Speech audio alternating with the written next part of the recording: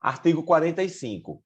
Começa a existência legal das pessoas jurídicas de direito privado com a inscrição do ato constitutivo no respectivo registro, precedida, quando necessário, de autorização ou aprovação do Poder Executivo, averbando-se no registro todas as alterações por que passar o ato constitutivo. Parágrafo único. Decai em 3 anos o direito de anular a constituição das pessoas jurídicas de direito privado por defeito do respectivo ato, contado o prazo da publicação de sua inscrição no registro. Você vê que, então, o que dá personalidade jurídica para a pessoa jurídica é o registro em cartório, né? Personalidade jurídica não é sinônimo de pessoa jurídica. Pessoa jurídica é a pessoa. Personalidade jurídica é um atributo que ela adquire quando ela se registra.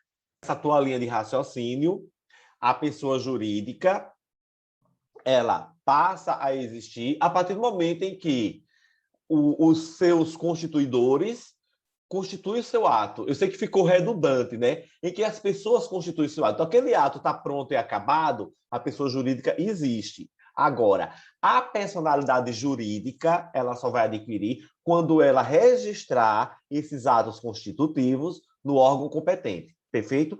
Obviamente, o que não impede o fato dela não ter ainda a personalidade jurídica, isto é, o fato dela não ter ainda inscrito os seus estatutos no órgão competente, não impede, por exemplo, dela ser acionada judicialmente. Tanto é que o próprio Código Civil prevê as hipóteses de responsabilização da pessoa jurídica despersonalizada, ou ainda da pessoa jurídica de fato. Isso fica bem assentado que ela só é regularizada juridicamente, adquire capacidade e tudo mais, após a regularização do registro, porque o Estado precisa ter o controle, né? Assertiva do MPT de 2013. Começa a existência legal da pessoa jurídica de direito privado com a inscrição no respectivo registro, precedida, se for o caso, de autorização ou aprovação do Poder Executivo. Essa autorização ou aprovação do Poder Executivo remete também aos sindicatos, né? Que os sindicatos não é que eles precisem de autorização ou aprovação, mas para obedecer à unicidade sindical, ele tem que passar por um registro no Ministério agora da Economia. E essa precedência de autorização, Maria, a gente também pode fazer o raciocínio, como, por exemplo, para atividades de risco. Por exemplo, o cara que quer instalar no Brasil uma empresa munição para armas.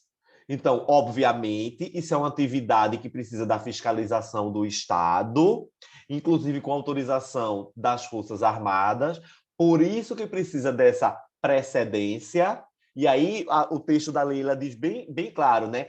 Precedida, quando necessário, de autorização ou aprovação do Poder Executivo. Porque para eu abrir uma quitandazinha na minha casa, eu não preciso dessa autorização pretérita do Poder Executivo, né? Eu preciso apenas regularizar a questão dessa minha empresa nos órgãos competentes. Agora, atividades existem em que há necessária, sim, essa autorização prévia do Poder Executivo. Entram os casos de autorização ambiental, né, para a expedição de alvará, licença, essas coisas. É o 45, que diz assim, ó, a existência legal das pessoas jurídicas de direito privado inicia com a inscrição do ato constitutivo no respectivo registro, precedida, quando necessário, de autorização ou aprovação do Poder Executivo, averbando-se no registro todas as alterações por que passar o ato constitutivo. E aqui você vê que é uma transcrição igualzinha do caput do artigo 45. Também tem outra aqui. O direito de anular a constituição das pessoas jurídicas de direito privado decai em 4 anos, por defesa do ato respectivo, contado o prazo da publicação de sua inscrição no registro. A assertiva tornou-se incorreta porque realmente é um prazo decadencial, mas são de 3 anos. Artigo 46. O registro declarará: 1. A denominação, os fins, a sede, o tempo de duração e o fundo social, se houver. Esse fundo social, geralmente, ele não existe. Tempo de duração também, geralmente, é indeterminado ao sabor de quando os sócios quiserem desfazer a sociedade, né? Agora, pode ser que ela tenha duração determinada, nada impede. Denominação, fins e sede precisa ficar ali registrado, por quê? Porque os fins vão direcionar muitas coisas na pessoa jurídica. A denominação é a qualificação dela, assim como a sede, para constituir o domicílio, né? 2. O nome e a individualização dos fundadores ou instituidores e dos diretores, ou seja, quem são as pessoas que estão criando, que serão eventualmente responsabilizadas, e os diretores, que também podem ser responsabilizados e vão poder agir conforme traz o contrato social ou estatuto. 3. O modo por que se administra e representa, ativa e passivamente, judicial e extrajudicialmente, porque aqui coloca o limite, né, de atuação da pessoa física perante a pessoa jurídica. Lembrando que pessoa física é uma nomenclatura de direito tributário, né, que no direito civil a gente usa pessoa natural. 4. Se o ato constitutivo é reformável no tocante à administração e de que modo. 5. Se os membros respondem ou não subsidiariamente pelas obrigações sociais. 6. As condições de extinção da pessoa jurídica e o destino do seu patrimônio nesse caso.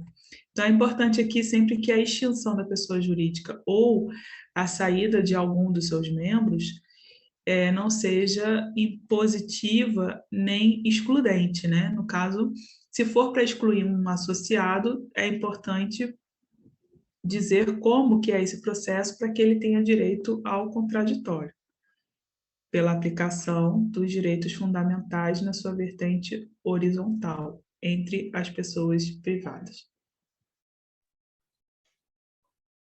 Aqui, Maria, eu queria aproveitar para fazer uma ilação sobre a personalidade jurídica do consórcio público. Ok? É a Lei 11.107 de 2005. Em seu artigo 6º, assim versa: o consórcio público adquirirá personalidade jurídica. 1. De direito público, no caso de constituir associação pública mediante a vigência das leis de ratificação do protocolo de intenções. 2. De direito privado, mediante o atendimento dos requisitos da legislação civil. Então, aqui a gente já vê de cara que, ao contrário do que eu acho que havia afirmado, os consórcios não são apenas pessoas jurídicas de direito público. Ele pode ser pessoa jurídica de direito público ou pessoa jurídica de direito privado. Entretanto, o consórcio pautado nas regras da nossa legislação civil só pode ser pessoa jurídica de direito privado. Ok? Parágrafo 1º. O consórcio público, com personalidade jurídica de direito público, integra a administração indireta de todos os entes da federação consorciados. Por que isso, Maria? Porque, por exemplo, pode se juntar o Estado de São Paulo e o Estado do Rio de Janeiro e firmarem um consórcio público com objetivos comuns para ambos os estados. Por isso que o consórcio ele pode ter natureza jurídica de direito público, de acordo com a lei e a ratificação de protocolo de intenções. Isso é importantíssimo. Parágrafo 2º.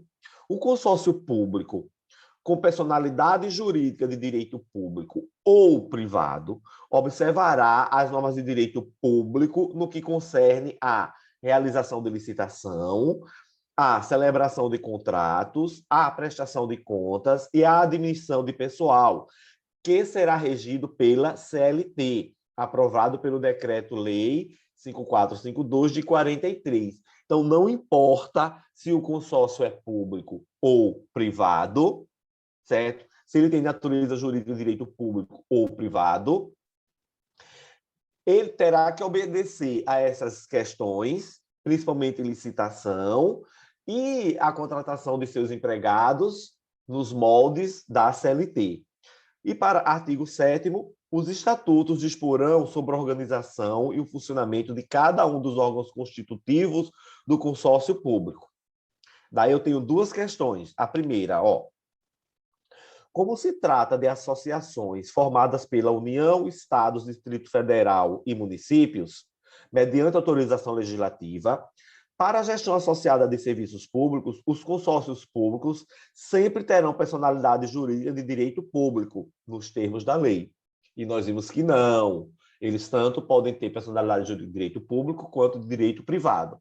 Outra questão, o consórcio público com personalidade jurídica de direito público integra a administração indireta de todos os entes da federação consorciados. E aqui é verdadeiro. Os consórcios, de qualquer forma, eles contratam pelo regime de direito privado, não é isso? Igual cartórios e conselhos regionais. Independente da natureza do direito público. Né? Artigo 47. Obrigam a pessoa jurídica os atos dos administradores exercidos nos limites dos seus poderes definidos no ato constitutivo. Por isso, a importância do ato constitutivo trazer os limites da atuação dos administradores. Aqui eu tenho umas anotações minhas bem interessantes, Maria. Esse artigo 47 é a emancipação clara da teoria da ultra vires, considerados os atos ultra vires. Na verdade, essa teoria, eu sempre digo, é nome novo para coisa velha. Nada mais é do que a teoria da aparência, que ela visa proteger o terceiro de boa-fé que age ou que contrata com determinada empresa, tendo como fundamento evitar o desvio de finalidade das pessoas jurídicas. Porque uma coisa é o seguinte, Maria, o representante, né, da pessoa jurídica, os administradores, agirem dentro dos limites dos poderes definidos do ato. Se ele agiu dentro daqueles poderes, é aquela famosa teoria da imputação. Na verdade, ele está agindo em nome da pessoa jurídica, como se a própria pessoa jurídica adquirisse vida para sair andando aí e praticar aquele ato. Por isso que os atos exercidos nos limites dos poderes definidos no ato constitutivo obrigam a pessoa jurídica. Agora, os atos excedidos pelos administradores, ainda que em nome da pessoa jurídica, mas que extrapolem os seus poderes, estes não obrigam a pessoa jurídica. Quem vai responder diretamente é o próprio administrador que está praticando esse ato. Por isso que é a teoria da aparência ou a teoria da ultra vires. Artigo 48.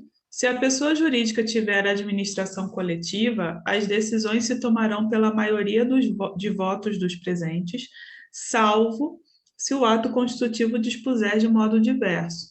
Então, a gente tem que lembrar que o Código Civil ele é uma regra geral.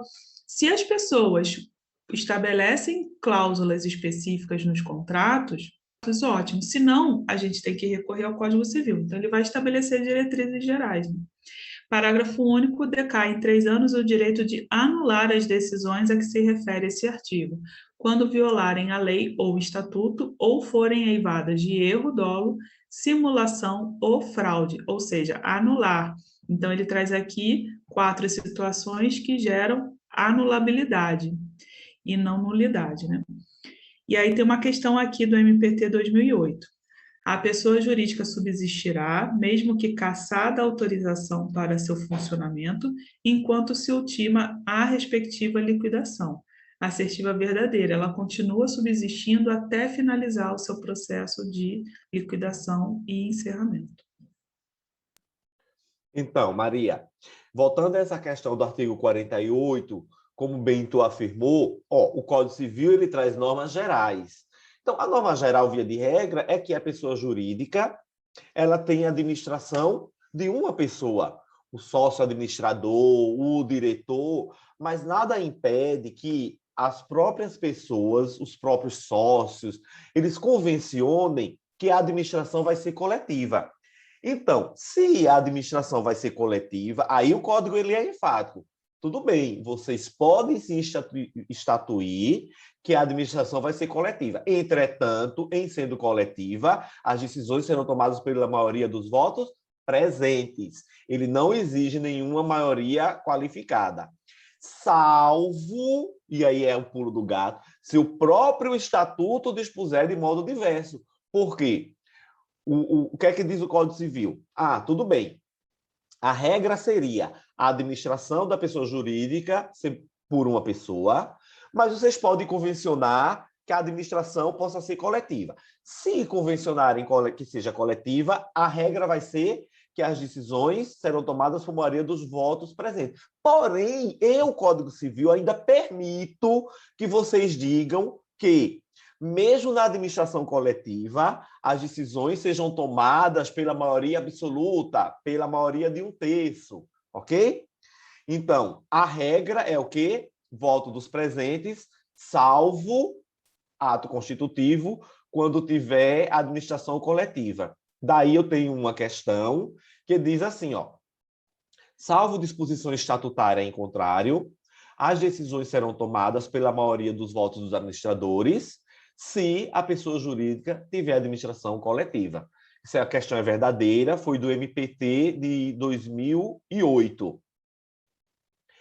E o prazo, parágrafo único, tu falou, né, que é um prazo decadencial de 3 anos, que anula, o objetivo desse prazo é para anular as decisões, quando violarem a lei, o estatuto, ou ainda tiverem derivadas de erro, dolo, simulação ou fraude. Queria fazer um resuminho aqui sobre a situação da sociedade irregular ou de fato. Sociedade irregular ou de fato significa que a sua constituição está irregular porque não houve registro. Os efeitos em relação aos sócios é de que não haverá distinção, eles vão responder ilimitadamente, de forma solidária entre si. Existe apenas uma forma específica para provar a existência da pessoa jurídica, que é o registro. Perante terceiros, eles podem falar assim, eu negociei com uma pessoa que se apresentou como sociedade tal, associação tal, então eu não procurei saber se tinha CNPJ ou não, para mim era uma pessoa jurídica. O registro pode ser feito tardiamente, mas sem efeitos retroativos. Então, se eu começo as atividades, por exemplo, no dia 2 de julho, mas só registro no dia 3 de setembro, esse registro vai produzir efeitos a partir do dia 3 de setembro para frente, né? Então, ela ficou irregular entre julho e setembro, tá? Então, um dos sócios só pode provar a existência da pessoa jurídica com os documentos, porque a prova é escrita. O terceiro prejudicado, qualquer modo e meio. Então, lembrando que o CPC considera como ente despersonalizado a sociedade de fato, a massa falida, a herança adjacente ou vacante, o espólio e o condomínio. Eles podem possuir CNPJ, esses entes despersonalizados, para fins tributários, tá? Mas não constitui personalidade jurídica, não são pessoas jurídicas, tá?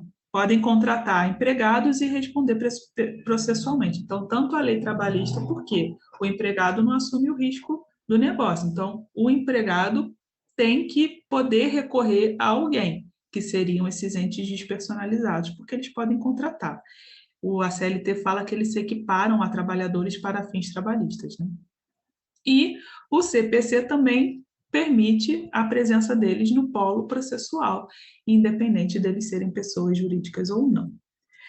A capacidade da pessoa jurídica significa o que ela pode agir conforme previsto no contrato social ou estatuto, tá? Então, a representação da pessoa jurídica, ela tem uma diferenciação com a representação da pessoa natural. A pessoa jurídica, ela é um ente abstrato, ela não é nem o estabelecimento, nem a sua mobília, nem os seus empregados. Mas ela se torna presente no mundo físico pelas pessoas naturais que a constituem ou representam, ou melhor, apresentam. Daí, salvo engano, foi Pontes de Miranda que usa o termo presentação, ou seja, tornar presente, né? E aí, essas pessoas naturais, quando estão tornando a pessoa jurídica presente, elas são a pessoa jurídica em si, né? Estão agindo como pessoa jurídica, diferente de uma representação da pessoa natural, em que fica claro que existe uma pessoa natural que não é capaz ou não pode praticar determinado ato, por isso precisa de outra. Se faltar a figura do administrador, o Poder Judiciário pode determinar um administrador provisório. Quanto ao seu domicílio, lembrando que o artigo 75 do CPC determina o domicílio, o domicílio não, é o próprio Código Civil que determina o domicílio, né? O CPC determina quem são as pessoas que tornam pessoas jurídicas presentes no processo. Então, o artigo 75 fala que, no caso da União, a Advocacia Geral da União, diretamente ou mediante órgão vinculado, e por aí vai. E aí tem que atentar que o Estado e Distrito Federal são presentados ou representados por seus procuradores. Já o município pode ser pelo procurador ou pelo prefeito. Por quê? Município, nem todos eles têm estrutura de procuradoria.